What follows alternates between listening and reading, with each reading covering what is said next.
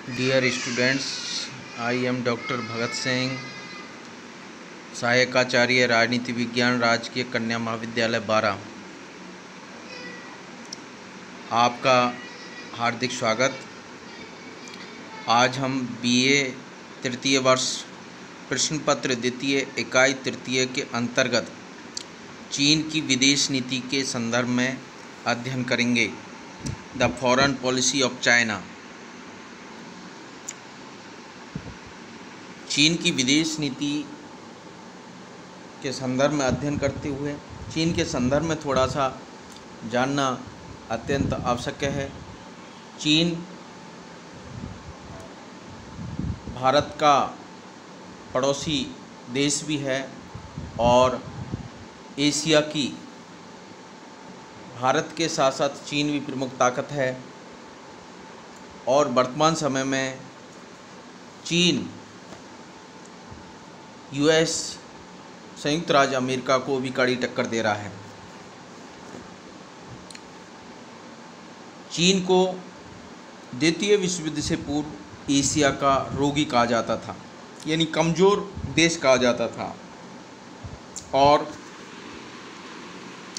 Britain, France, America और Japan जैसी शक्तियों ने उसका राजनीतिक और आर्थिक शोषण किया। वे उसे पूरब का तरबूज समझते थे।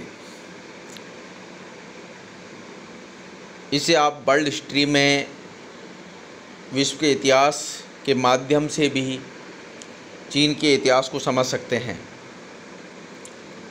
किंतु 1949 में साम्यवादी क्रांति के बाद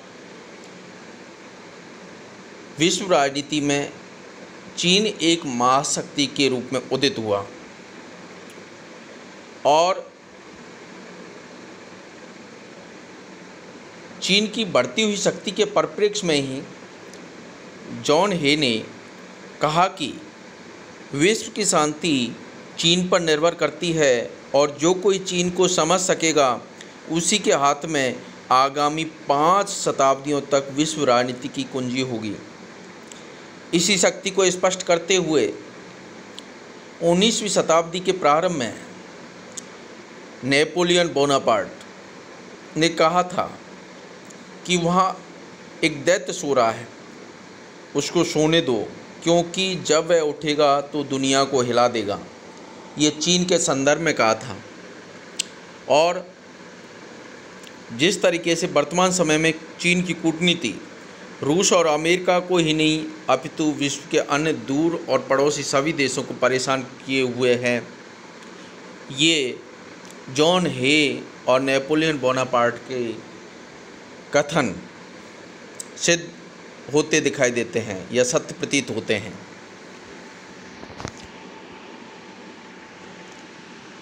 अंतर्राष्ट्रीय राजनीति में चीन के अभ्युदय का महत्व या उदय का महत्व। चीन को तीसरी महाशक्ति का दर्जा प्राप्त होना। चीन के उदय ने अंतर्राष्ट्रीय स्थिति पर गहरा प्रभाव छोड़ा और संयुक्त राज्य अमेरिका तथा सोवियत संघ के बाद साम्यवादी चीन विश्व की तीसरी महाशक्ति का दर्जा प्राप्त कर सका है। नवीन शक्ति संतुलन। प्रथम विश्व युद्ध के बाद संसार का एकमात्र साम्यवादी देश सोवियत संघ था। दूसरे विश्व युद्ध के बाद संसार की सबसे अधिक जनसंख्या वाली तथा रूस के बाद सबसे अधिक क्षेत्रफल रखने वाली चीन के साम्यवादी बन जाने से रूसी गुट की शक्ति में असाधारण वृद्धि हुई।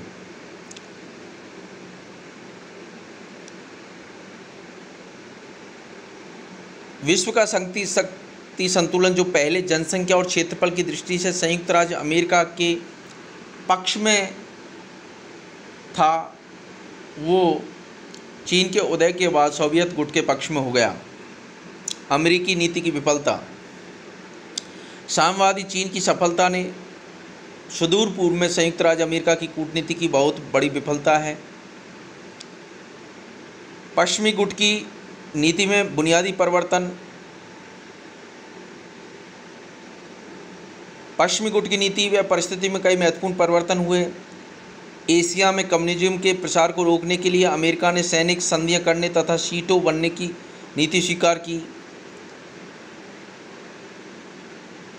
संयुक्त राज्य अमेरिका को भारत तथा जापान के उद्योग धंधों के विकास के लिए तथा पूर्व में नए लोकतंत्र का दुर्ग बनाने के लिए बड़े परिमाण में सहायता देने को बाधित किया।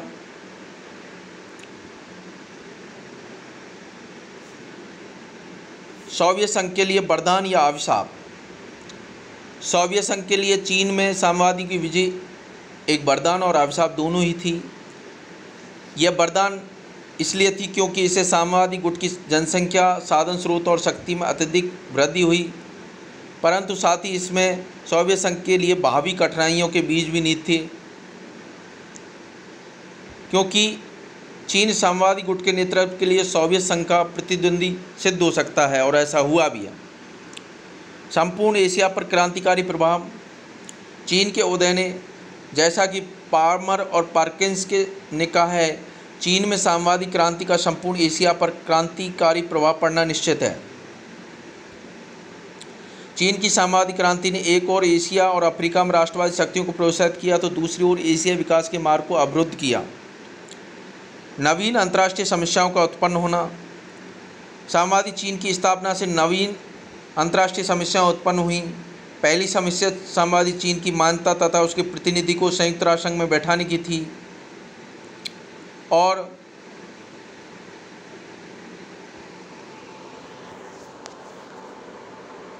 इस पर अमेरिका तथा ब्रिटेन में गंभीर मतभेद रहे।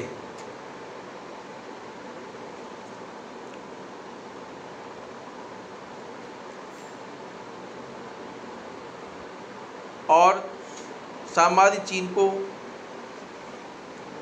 अमेरिका के प्रबल विरोध के कारण 1971 तक संयुक्त राष्ट्र का सदस्य बनाने के सभी प्रयत्न विफल हो गए।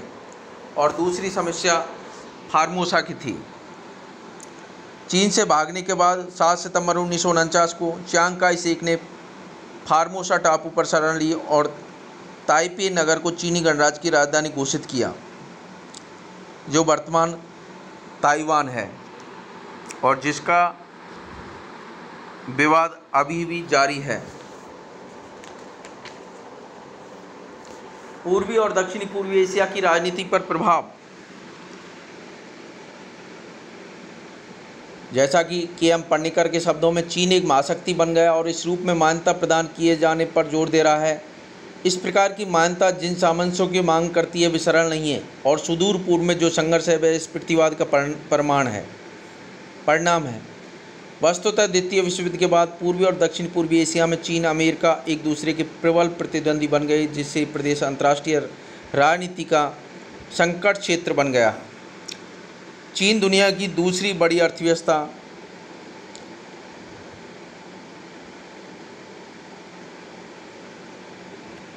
– 2010 में अंतर्राष्ट्रीय अर्थव्यवस्था में तेजी से बदलते समीकरणों के फलस्वरूप चीन चौथे स्थान से आकर चीन विश्व की दूसरी अर्थव्यवस्था बन गया है, और वर्तमान में अमेरिका के बाद चीन दुनिया की दूसरी बड़ी अर्थव्यवस्था है और अमेरिकी अर्थव्यवस्था को प्रत्यक्ष टक्कर दे रहा है।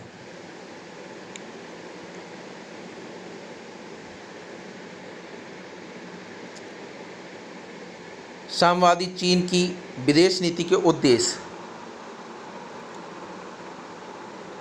चीन की विदेश नीति उसके राष्ट्रीय हितों पर आधारित है और उसके कुछ दूरवर्ती विश्वव्यापी लक्ष्य हैं। संक्षेप में, चीन की साम्यवादी सरकार की विदेश नीति के निम्नांकित लक्ष्य निर्धारित किए गए हैं।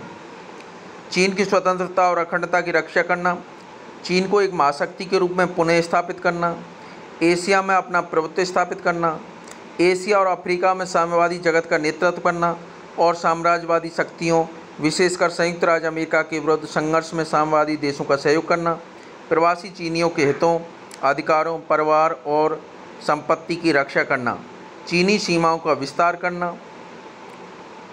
जैसा कि चीन विस्तारवादी नीति का पक्षधर रहा है और उसके सभी पड़ोसी मुल्कों के साथ विस्तारवादी नीति के कारण तनावपूर्ण स्थिति है। सोवियत संघ और रूस के प्रभाव क्षेत्र को काटना यानी कम करना, क्योंकि साम्यवादी नेतृत्व चीन स्वयं अपने हाथ में रखना चाहता है। चीनी राष्ट्र की सैनिक शक्ति में वृद्धि करना, जैसे कि चीन की जो चाइना लिबरेशन आर्मी है वो दुनिया की सबसे बड़ी आर्मी है और वो अपने सैनिक व्यय में लगातार वृद्धि कर रहा है और सैनिक शक्ति में वृद्धि कर रहा है, क्योंकि चीन की विस्तारवादी नीति के कारण ही उसे सैनिक शक्ति बढ़ाना पर सबसे ज़्यादा फोकस कर रहा है। चीन की विदेश नीति के निर्धारक तत्व, जैसे सभी देश की विदेश नीतियों के कुछ निर्धारक या निर्माणक तत्व होते हैं, उस प्रकार चीन की विदेश नीति के कुछ निर्धारक तत्व हैं जिसके आधार पर चीन की विदेश नीति का निर्धारण हुआ है। James C.F. वांग ने अपनी पुस्तक कंटेम्प्रेरी चाइनीज पॉलिटिक्स में चीन की विदेश नीति के कुछ महत्वपूर्ण तत्व माने हैं, जैसे चीन की भौगोलिक स्थिति, ऐतिहासिक परंपरा, राजनीतिक विचारधारा, आंतरिक राजनीति के उतार चढ़ाव और अंतर्राष्ट्रीय घटनाओं एवं परिस्थितियों के दबाव। अर्थात चीन की विदेश नीति उसकी भौगोलिक स्थिति पर आधारित है और उसकी जो डोमेस्टिक पॉलिटिक्स है, आंतरिक राजनीति है, उससे भी चीन की विदेश नीति प्रभावित होती है। साथ में अंतर्राष्ट्रीय वातावरण किस तरीके का है उसके अनुसार भी चीन की विदेश नीति का निर्धारण हुआ है। चीन की भौगोलिक स्थिति को हमें समझना जरूरी है कि चीन की समुद्री सीमा किन किन देशों के साथ लगती है, स्थलीय सीमा किन किन देशों के साथ लगती है, मध्य एशिया के देशों के साथ चीन की कितनी सीमा लगती है, मंगोलिया, रसिया, भारत, म्यांमार, वियतनाम के साथ स्थलीय सीमा लगती हैं, भूटान, नेपाल, इनके साथ, तो उसका चीन की विदेश नीति पर क्या इम्पैक्ट पड़ता है। इसके साथ ही दक्षिणी चीन सागर में उसके क्या हित हैं, इन्हें भी चीन की विदेश नीति के निर्धारण तत्व में माना जाता है। अंतर्राष्ट्रीय वातावरण के अनुसार भी चीन की विदेश नीति का निर्धारण माना गया है। सामान्यतः चीन की विदेश नीति के निम्नलिखित निर्धारक तत्व हैं। माओ की विचारधारा का प्रभाव, जैसा कि 1949 में माओ के नेतृत्व में चीन में साम्यवादी क्रांति हुई और चीन का जो आधार था वो माओ की साम्यवादी विचारधारा का प्रभाव रहा और उसके प्रेरणा स्रोत भी माओ की विचारधारा से प्रभावित और कुछ नेताओं का जो विश्वास है कि चीन विश्व की महाशक्ति है और उसे महाशक्ति की भूमिका अदा करना चाहिए। जैसा कि साम्यवादी नेता चाउ एन लाई ने यह दावा किया था कि किसी भी महत्वपूर्ण अंतर्राष्ट्रीय समस्या, विशेषतः एशिया से संबंध रखने वाली समस्या का समाधान तब तक संभव नहीं है जब तक चीनी गणराज्य इसमें भाग न ले। उग्र राष्ट्रीयता का तत्व, चीन की विदेश नीति के निर्धारण तत्वों में उग्र राष्ट्रीयता का तत्व निहित है। चीनी शासक चंगेज खां और कुबलियाई खां की विस्तारवादी नीति के पोषक थे। उनका अपनी राष्ट्रीय सीमा का कोई स्पष्ट मानचित्र नहीं है। स्वराष्ट्र की श्रेष्ठता, परराष्ट्र विरोधी परंपरागत भावना और व्रत चीनी साम्राज्य की महत्वाकांक्षा उसे उग्र राष्ट्रवादी बना देती है। राष्ट्रहित चीनी विदेश नीति का जो महत्वपूर्ण आधार है वो राष्ट्रहित हैं, और अन्य जो राष्ट्र हैं उनके लिए राष्ट्र सर्वोपरि होता है। उसी प्रकार चीन की विदेश नीति में भी राष्ट्र सर्वोपरि रहा है। यद्यपि चीन साम्यवाद में विश्वास करता है, परंतु उसकी नीति का वास्तविक निर्धारण सैद्धांतिक धारणाओं के आधार पर नहीं वरन राष्ट्रीय हितों के आधार पर होता है।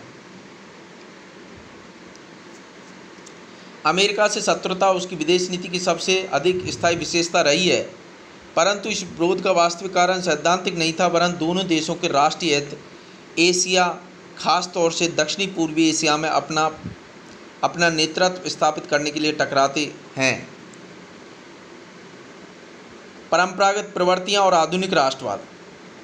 चीनी सभ्यता और इतिहास कई हजार वर्ष पुराना है। पिछले 2000 वर्षों में चीन ने शक्तिशाली होने पर सुदूर पूर्व, मध्य एशिया, दक्षिणी पूर्वी एशिया में विशाल साम्राज्य स्थापित किए थे। राष्ट्रीयता के रूप में चीन में उसकी प्रबल प्रतिक्रिया हुई और साम्यवादी शासन इस राष्ट्रीय अपमान का प्रतिशोध लेने के लिए चीन की विश्व महान शक्ति बनाकर पश्चिमी शक्तियों और जापान के प्रभाव, प्रभुत्व और वर्चस्व का समूल उन्मूलन करना चाहते हैं। माओ ने 1949 में कहा था कि हमारा राष्ट्र अब कभी अपमानित राष्ट्र नहीं होगा, हम उठ खड़े हुए हैं। क्योंकि चीन के साथ यूरोपीय शक्तियों ने चीन को परास्त किया और उसके अपमानजनक संधियां भी उसके साथ की और चीन को स्वीकार करना पड़ा। तो चीन के लिए ये जरूरी था कि जो महाशक्ति का सपना है वो पूरा करे। साम्यवादी विचारधारा। चीनी नेताओं का दृढ़ विश्वास है कि इस समय साम्यवाद और पूंजीवाद में विश्वव्यापी क्रांतिकारी संघर्ष चल रहा है। इसमें अंतिम विजय साम्यवाद की होगी।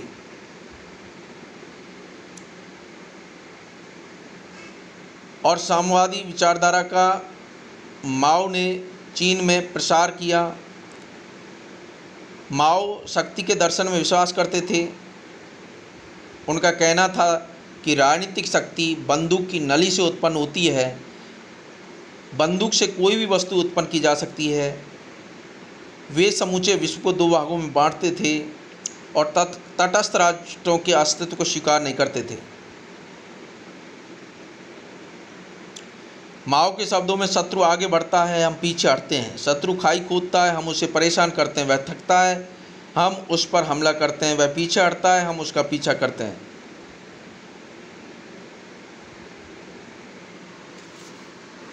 तो इसलिए साम्यवादी विचारधारा का उस पर अत्यंत विदेश नीति के निर्धारक तत्वों में रहा है। लेकिन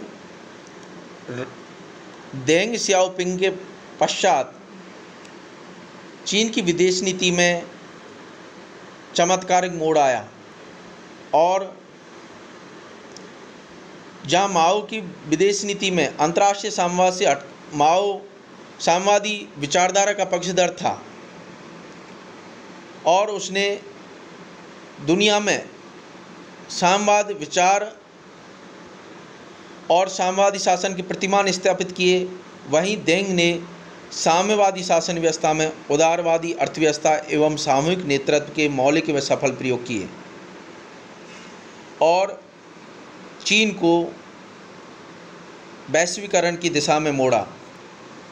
तो साम्यवादी विचारधारा के साथ साथ यथार्थवादी स्वरूप जो वर्तमान में वैश्वीकरण से प्रभावित है उसकी ओर चीन की विदेश नीति प्रभावित हुई है।